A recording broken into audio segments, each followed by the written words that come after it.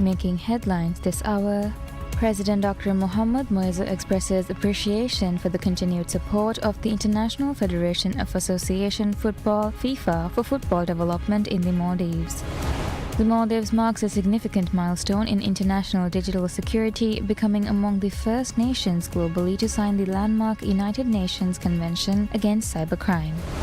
According to the Ministry of Finance and Planning's latest weekly fiscal development report, the Sovereign Development Fund (SDF) experiences a significant financial boost so far this year, accumulating a total of $103.4 million.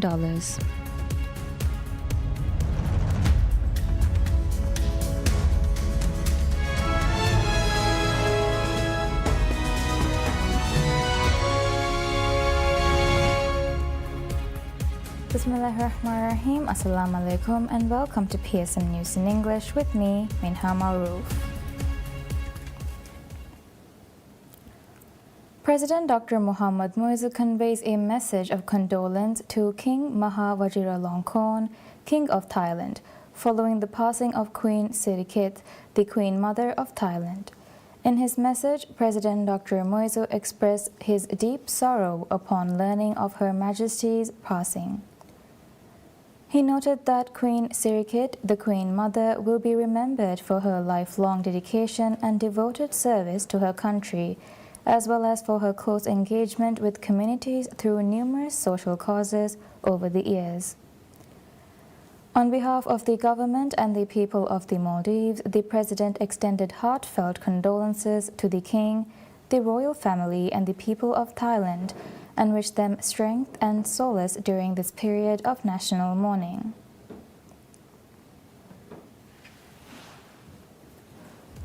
We will be back after Isha prayers.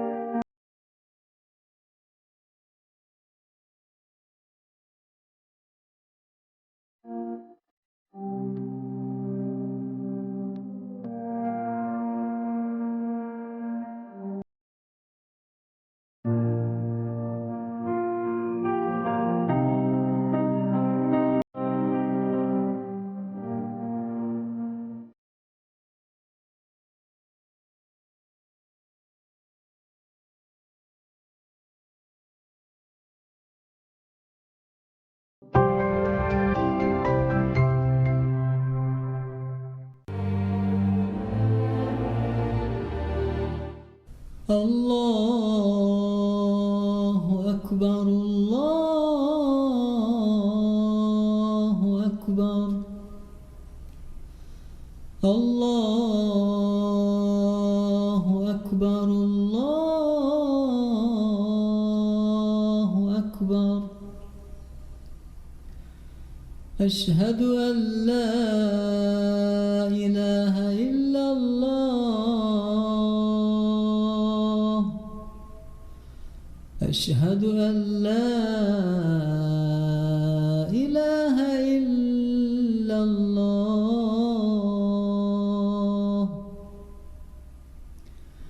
أشهد أن محمدًا رسول الله. أشهد أن محمدًا رسول الله.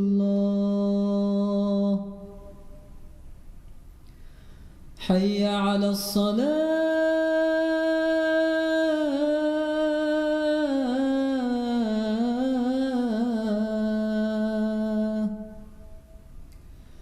حي على الصلاة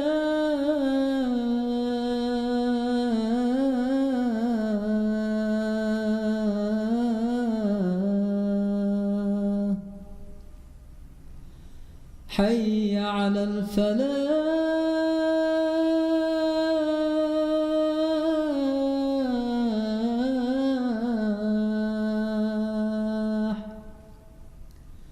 حي على الفلاح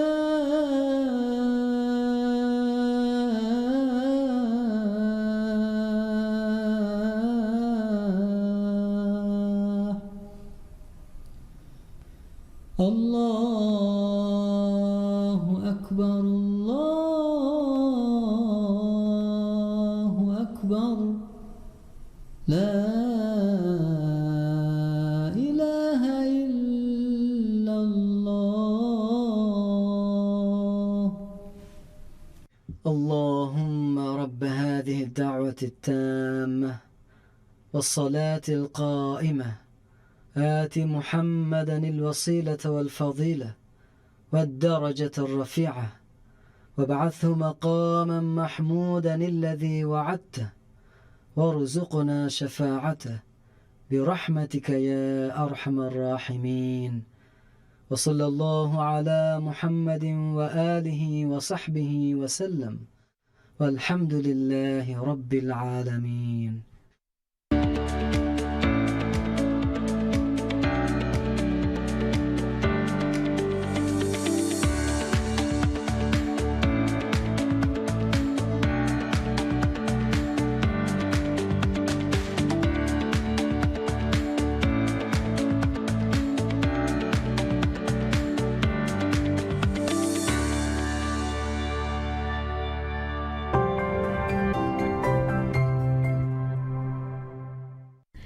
PSM ಗೆ TV channel ತಕ radio channel ತ ಮಿಹಾರು PSM Air application ನು ತಿಯ ಬೇಫ್ಲುನ್ನ ಹಿಲೆ ಬಲಾಲೆವೇನೆ ಅದಿ ಅಡುವ ಹಾಲೆವೇನೆ ದುನಿಯೆಗೆ ಕೊಮ್ಮೆ ತಾಗುಹುರೆಗೆನ್ ಕೊಮ್ಮೆ ಗಡಿಯಕು PSM ಗೆ channel ತ ಬಲಾಲುಮ ಅವಹ PSM Air app download ಕುರವ್ವ ಮಿಹಾರು app store ಉನ್ನ Google Play Store ಇನ್ವೆಸ್ ಮಿ app download ಕೊಲ್ಲೆವೇನೆ.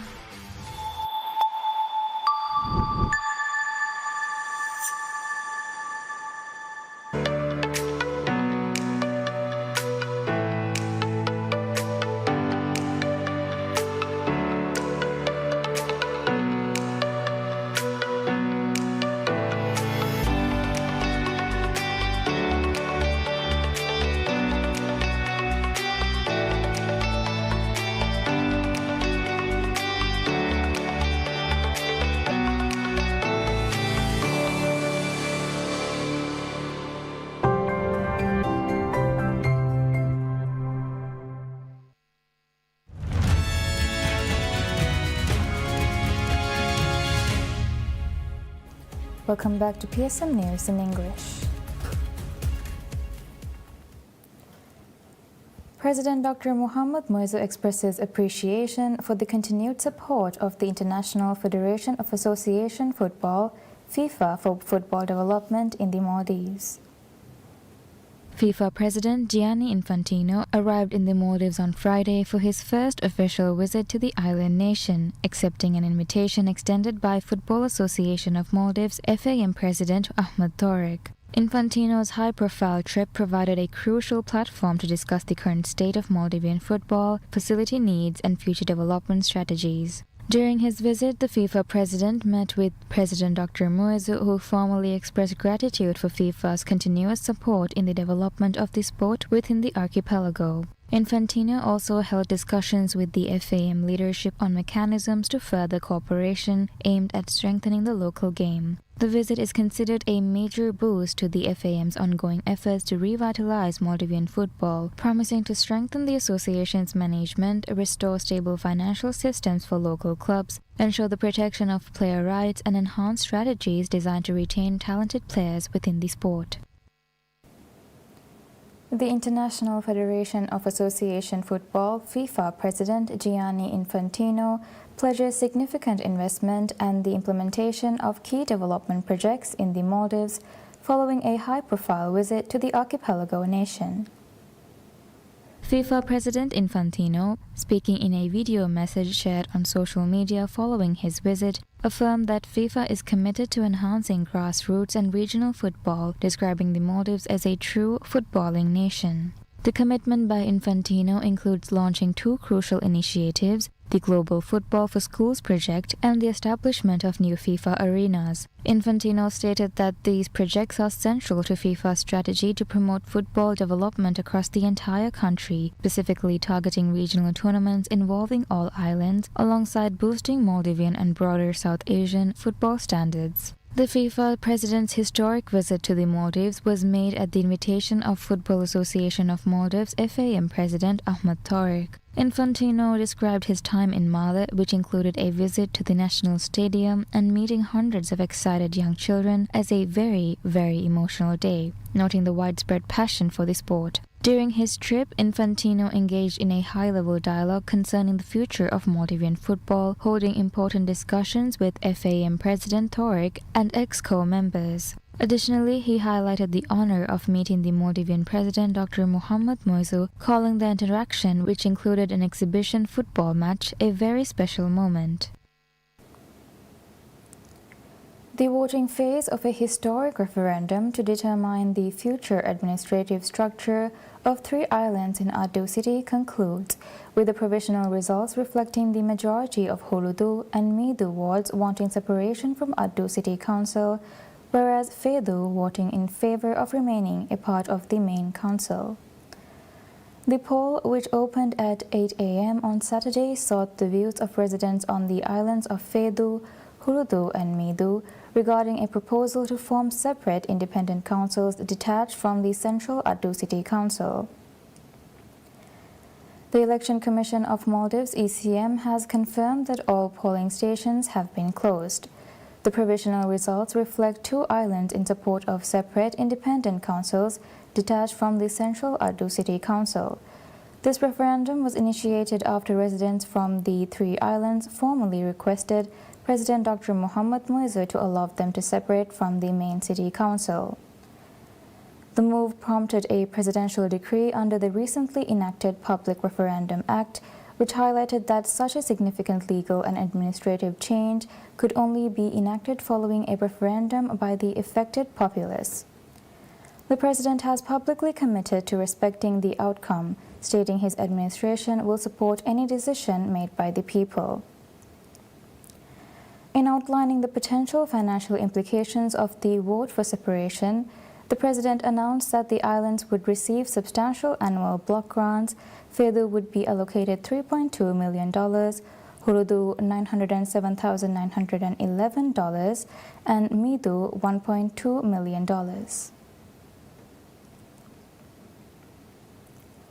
The Maldives marks a significant milestone in international digital security, becoming among the first nations globally to sign the landmark United Nations Convention Against Cybercrime. The Minister of Foreign Affairs, Dr. Abdullah Khalil, formally appended the island nation's signature to the pivotal treaty on the sidelines of the high-level conference on combating cybercrime in Hanoi, Vietnam. The convention, which outlines comprehensive measures for countries to prevent and prosecute cybercrime and is designed to significantly enhance international cooperation in providing electronic evidence for serious offences, received approval from the Maldivian Parliament on 15 October. Though drafted on 24 December last year, the signing ceremony for member states officially commenced on Saturday during the 2-day conference.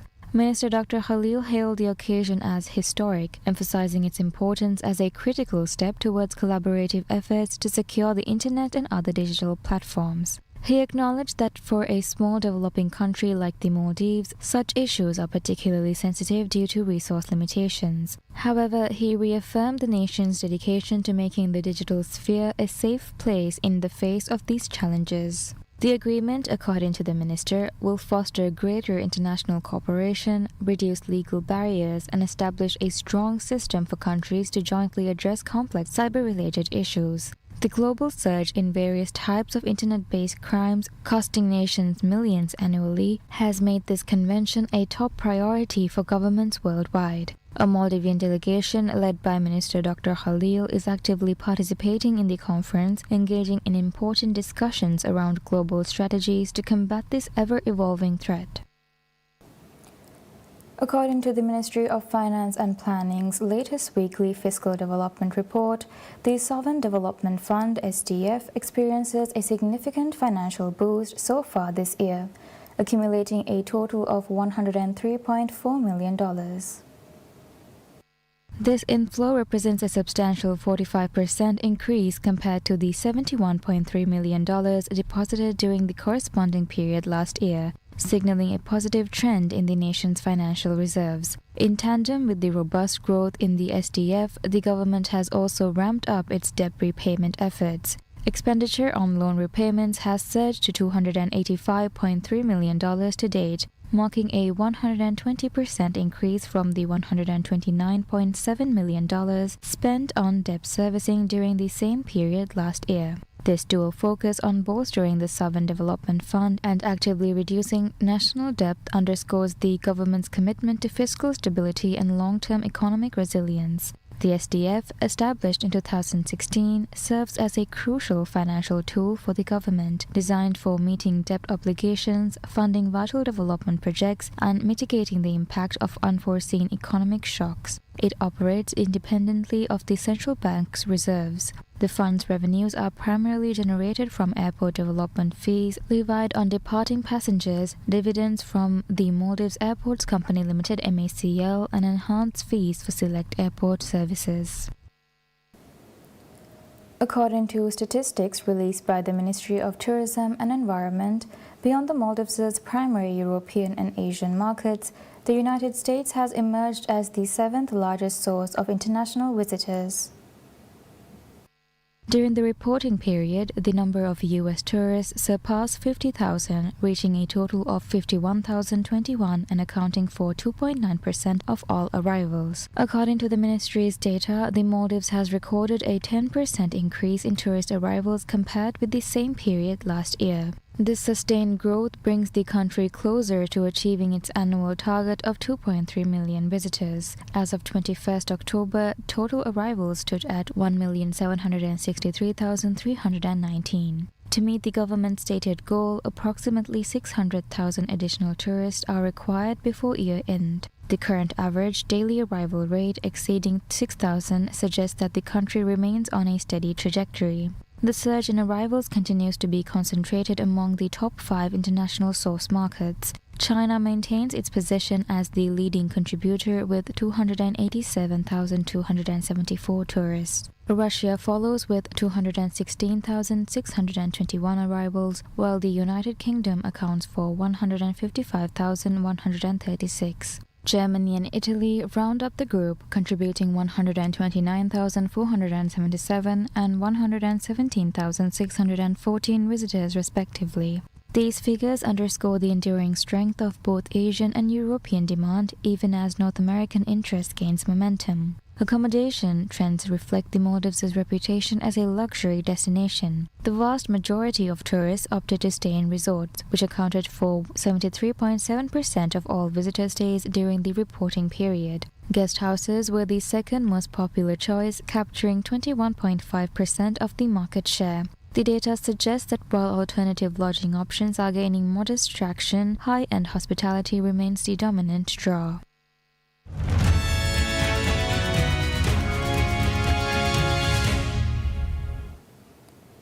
GSK's London-listed shares falls nearly 2% after the U.S. Food and Drug Administration approved only one of the 2 treatment combinations with the British firm's blood cancer drug, limiting the scope of its return to the U.S. market. The drug Blenrep, which was pulled from the U.S. market in 2022, was approved in combination with cancer therapy bortezomib and dexamethasone steroid for patients who have been previously treated at least twice. GSK's U.S.-listed shares were 5% lower at $43.51 in pre-market trade. GSK had also sought approval to treat less sick patients or those who had only been treated once before, and it did not receive approval for other Blenrep regimen. According to GSK's 2024 annual report, the company reported a net income of $3.29 billion.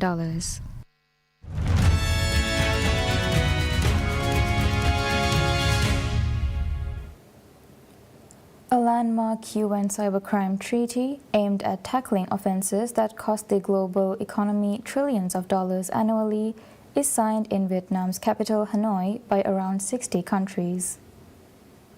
The convention, which will take effect after it is ratified by 40 nations, is expected to streamline international cooperation against cybercrime, but has been criticized by activists and tech companies over concerns of possible human rights infringements. UN Cybercrime Convention is a powerful, legally binding instrument to strengthen our collective defenses against cybercrime. It is a promise that fundamental human rights, such as privacy, dignity, and safety, must be protected both offline and online. It is a testament to the continued power of multilateralism to deliver solutions. And it is a vow that no country, no matter their level of development, will be left defenseless against cybercrime. The UN has said the convention targets a broad spectrum of offenses from phishing and ransomware to online trafficking and hate speech, citing estimates that cybercrime costs the global economy trillions of dollars each year. The need for a cybercrime treaty's importance was particularly highlighted during the summit due to the rapid evolvement of AI and its use in cybercrime activities by transnational organizations.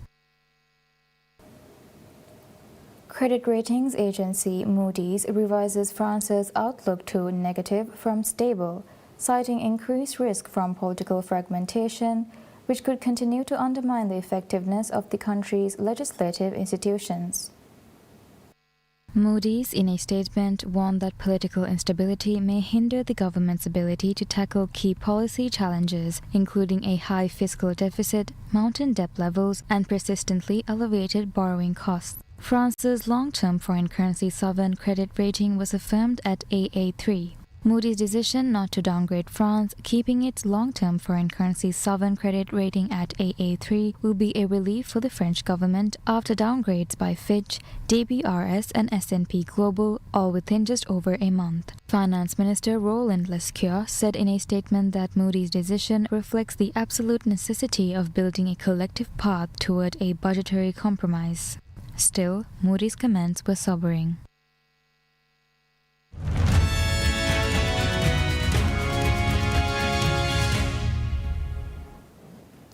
China's Samsung Sheng hits a 10 under par 62 to take a share of the lead in the international series Philippines, but it won't count as a new course record because players were allowed to pick and place balls on the fairway. Sheng holed 8 birdies and an eagle to join overnight leader Thailand's Sarit Suwarnarut and Miguel Tabuena of the Philippines on 17 under par for the tournament. Suwarnarut blew a third-round lead in last week's Macau Open, and he coughed up a 4-shot gap on Saturday as he could only manage a 69. Tabuena delighted the record crowds at the St. Helena Golf Club as the Filipino fired in 2 eagles and 3 birdies in front of his home fans to stay in contention. Japan's Yasuke Asagi was 1 shot behind the leaders after making birdie on all of the last 4 holes, while his compatriot Kazuki Higa and South Africa's Dean Burmester were 2 shots further back on 14 under par.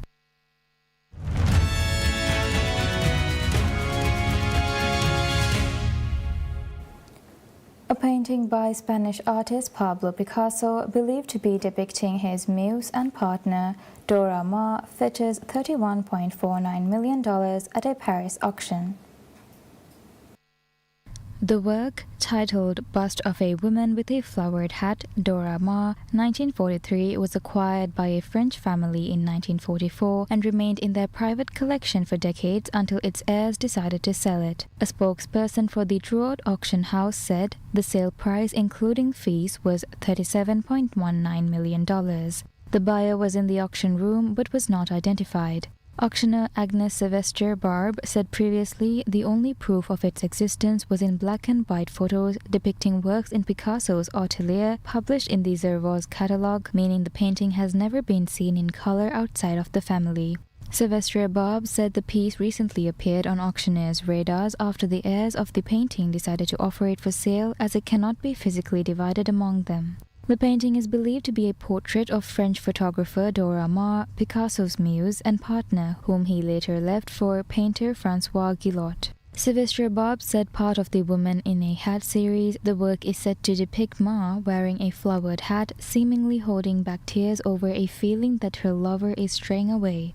Auctioneer Christopher Lucien said it was unusual to find a painting in such a good condition that had remained in its original state, having never been lacquered, restored or framed. And that's all we have for now. Thank you for watching. Wish you all a pleasant day ahead.